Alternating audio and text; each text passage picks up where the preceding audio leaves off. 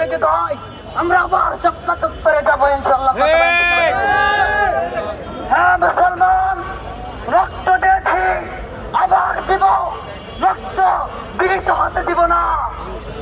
হ্যাঁ মুসলমান, তোমরা জেগে উঠো, তোমরা জেগে উঠো। হ্যাঁ মুসলমান, তোমরা জেগে উঠো। আমি কিছুদিন আগে একটি স্বপ্নে দেখেছি,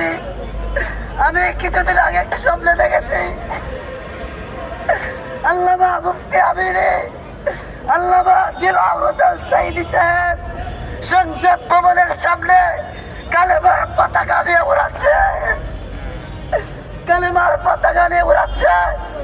তখন আমি একটি লোককে জিজ্ঞেস করলাম, ভাই আমি দিলওয়ার হোসেন সাঈদী সাহেব এবং মুফতি আমিনী সাহেবের সাথে দেখা করবো।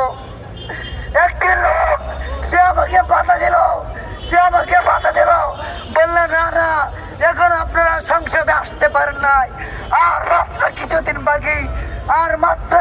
বাকি।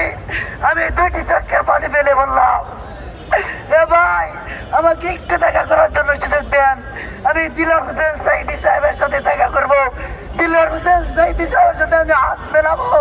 কিন্তু যখন আমি গেট থেকে লোকটাকে অনুমতি দিয়ে যাচ্ছিলাম, তখন ফজরের নামাজের সময় ফজরের আজান হয়ে গেল। আমি আর স্বপ্নটা থেকে শেষ করতে পারিনি। আমার মা আমাকে ডাক দিয়ে বললো, বাবা ফজরের নামাজ পড়ো।